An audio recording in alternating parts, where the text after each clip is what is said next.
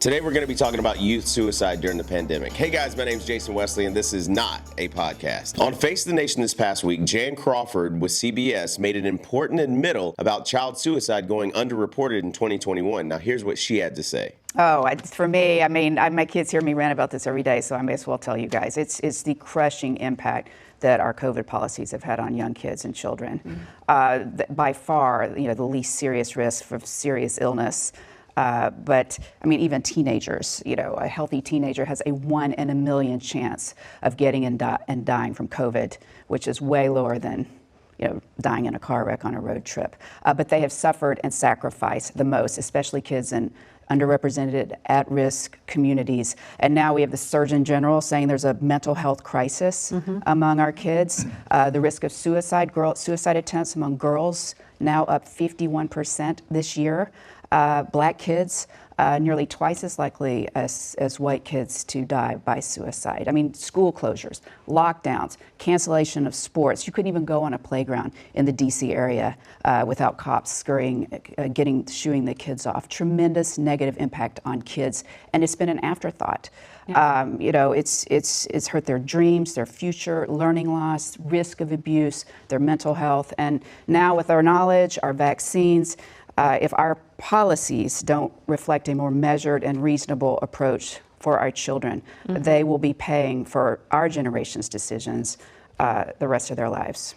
And that, to me, is the greatest underreported story of the past year. Emergency department visits for suspected suicide attempts among U.S. adolescent girls ages 12 to 17 rose 51% between February 21st to March 20th, 2021 during the COVID-19 pandemic compared with the same time in 2019. But we were told by people like Randy Weingarten, head of the teachers union, that there would be no way schools can return this fall without more funding. There's no way that you're going to have full-time school for all the kids and all the teachers the way we used to have it. Doing this, not only this retrofitting for ventilation systems, but also for buying the damn masks, for the cleaning equipment, for the nurses that we're going to need, we believe it's going to cost 20% more. And so that's why we have been pushing really hard, as has Governor Cuomo, on things like the HEROES Act to get the money that states need to continue to do the services they've been doing for people, the essential services, but also to reopen schools. And the only way the teachers would go back to work was if there was a vaccine mandates for teachers. Teachers Union backs vaccine mandates for teachers to protect students who are too young to get the shot, as the Delta variant makes more kids sick. You even had people like Jim Cramer suggesting that the military should run vaccination mandates. But back then, anyone who refused to get vaccinated would get ratted out immediately because we knew that person could hurt other people. The Commonweal was a Commonweal. Now we're engaged in a similar struggle with COVID, and Eisenhower would be aghast. We have immunocompromised people who are incubators for every variant to come, walking around lawfully unvaccinated. That's psychotic. We have companies that have tried hard to get people vaccinated and now backing down. We have governors who want to be president by grandstanding on a foolish states' right issue, the right to get sick, get other people sick. So it's time to admit that we have to go to war against COVID. Require vaccination universally. Have the military run it. If you don't want to get vaccinated, you better be ready to prove your conscientious objector status in court. Rachel Maddow was even giving her expert medical advice she apparently got from the CDC or WHO or maybe Ask Jeeves. Right? Instead of the virus being able to hop from person to person to person, potentially mutating and becoming more virulent and drug resistant along the way, now we know that the vaccines work well enough that the virus stops with every vaccinated person. A vaccinated person gets exposed to the virus does not infect them. The virus cannot then use that person to go anywhere else. It cannot use a vaccinated person as a host to go get more people. That means the vaccines will get us to the end of this. Now, we all knew children were not a chief vector of COVID, and we also knew that children really weren't dying of COVID. And that number is 335 COVID deaths in kids under 18 during the entire pandemic. Now, I'm not downplaying that number, but has the CDC ever called the families and those doctors who took care of those kids and asked if COVID actually caused the illness? They have not. Have they risk stratified? In other words, do what we do in public health, and that is figure out what percent of those kids had a comorbid condition and how many of them were healthy? Because we're making recommendations for healthy kids based on data that may be clustered around those with comorbid conditions. They've not done that either. So they've got very sloppy data by which they're making these decisions. And by the way, 500 kids die of the common cold, RSV virus, each year. Yeah, so we looked at 48,000 COVID cases in healthy kids, and no healthy kid died. No healthy kid died of COVID. The mortality rate was 0 among healthy kids. And that's what we need the CDC to be doing with that number of 335 deaths in kids under 18. Tell us how many healthy kids died, because that makes a big difference. Remember, we're imposing tremendous restrictions on them. Another important thing is that if you look at the children who are hospitalized, many of them are hospitalized with COVID as opposed to because of COVID. And what we mean by that, if a child goes in the hospital, they automatically get tested for COVID, and they get counted as a COVID hospitalized individual, when in fact they may go in for a broken leg or appendicitis or something like that. So it's overcounting the number of children who are, quote, hospitalized with COVID as opposed to because of COVID. NPR, this is from February 2021. Child psychiatrists warned that the pandemic may be driving up kids' suicide risk. NPR spoke with providers at hospitals in 7 states across the country, and all of them reported a similar trend. More suicidal children are coming to their hospitals in worse mental states. The kids we are seeing now in the emergency room are really at a stage of maybe even having tried or attempted or have a detailed plan, says Dr. Vera Fuhrer. And we're admitting to the hospital more kids than usual because of how unwell they are. But it's not like we weren't even warned about this. Even former President Trump spoke about this at the beginning of the lockdowns in March of 2020. You're going to have massive depression, meaning mental depression. You're going to have depression in the economy also, but you're going to have mental depression for people. You're going to have large numbers of suicides. Take a look at what happens in a really horrible recession or worse. So you're going to have tremendous suicides, but you know what you're going to have more than anything else? Drug addiction. You will see drugs being used like nobody's ever used them before, and people are going to be dying all over the place from drug addiction. So when you ask me that, it's so easy to figure that. I mean, massive drug use, massive depression, mental depression, massive numbers of suicide. Anxiety causes, disease, they say. A lot of people, you're going to have tremendous. And hopefully we're not going to have that, because hopefully by what we're doing, we get the best of both worlds. We don't have 2.2 million deaths. We have a number that's much less, much less.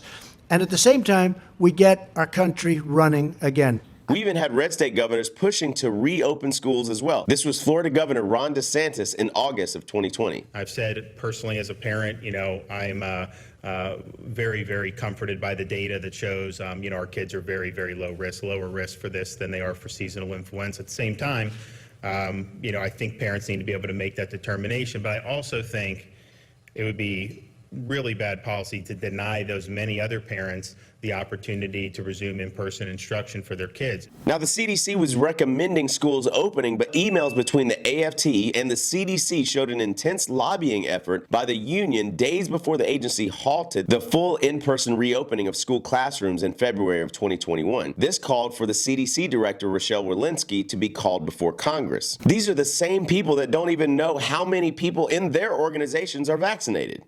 What percentage of the employees in your institute, your center, or your agency of your employees has been vaccinated? I'm not 100% sure, Senator, but I think it's probably a little bit more than half, probably around 60%. Dr. Marks? I can't tell you the exact number, but it's probably in the same range. Some people vaccinated at our facility and others at outside of the facility. Dr. Walensky? We're encouraging our employees to get vaccinated. We've been doing town halls and education seminars. Our staff have the option to report their vaccination status, but as you understand, the federal government is not requiring it, so we do not know. Then on the AFT's website from February 12th of 2021, today the CDC met fear of the pandemic with facts and evidence. All of this back and forth and mandates here and there has influenced teachers to yell at students for masks being under their nose. I had enough of it. I knew you were going to take off your mask the moment I turned the corner. So enjoy BIA. That's in school suspension where you have to sit in the room with the military guy all day. Because you're a piece of shit. There was even a family kicked out of a youth basketball game. Please take your kid with you and leave, please? That doesn't make any sense. You have a fan that is yelling over here at me. You're in your mask. I'm the lead president. I don't give a who you are. You got a power problem. I ain't bothering anybody down there. Yeah, you do. You got a power problem. And you don't even know if I have a medical condition, you dumb. Connor watched his team's last 3 games from home. His parents want the league's decision reversed. Jen wasn't bluffing about that doctor's note seen here. A Wisconsin teacher berates a vaccinated student for not wearing a mask. I don't care if you're vaccinated, you little dink. Okay. I don't want to get sick and die. Okay.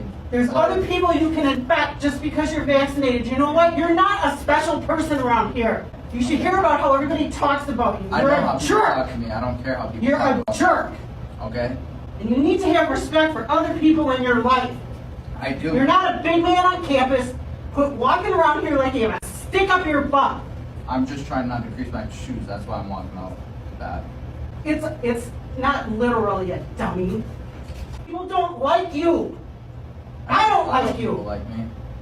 They're pretending. In a few years, look at me and then you'll be like, oh, hey, darn, I was wrong about him. No, in a few years I know exactly where you're going to be because people with your attitude don't get very far.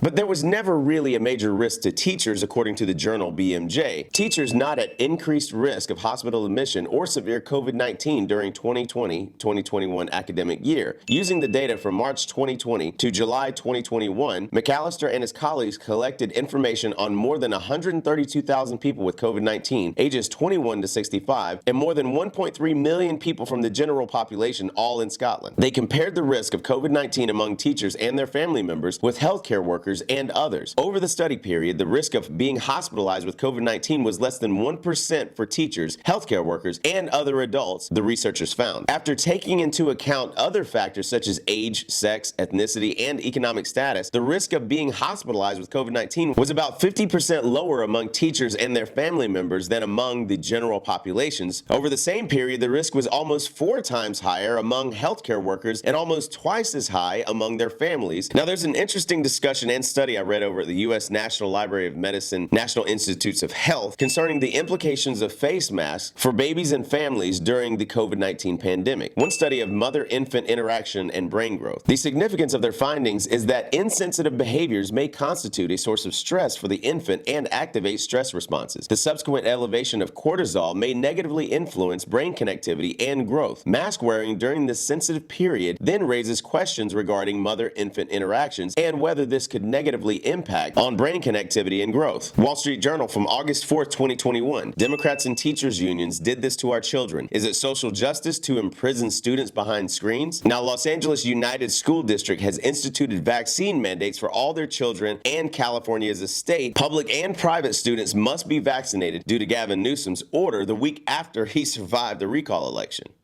Once the FDA approves the vaccination in different cohorts, starting with 12 and above, grades 7 to 12, we will begin to apply that requirement in the next term. And some parents even accused LAUSD for vaccinating their children without their permission. A student at the Barack Obama Global Prep Academy in South LA brought home this vaccine card after having accepted the COVID-19 vaccine at school.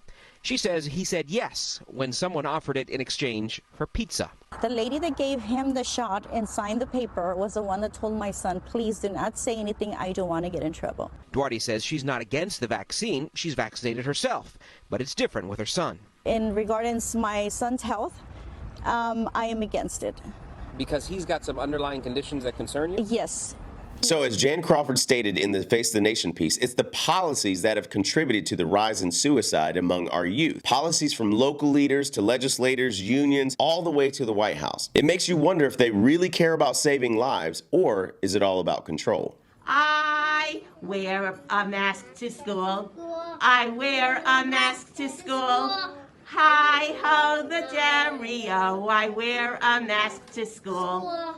It helps to keep me safe. It helps to keep me safe. Hi ho the Dario, it helps to keep me safe. It keeps my friends safe. It keeps my friends safe. Hi ho the Dario, it keeps my friends safe.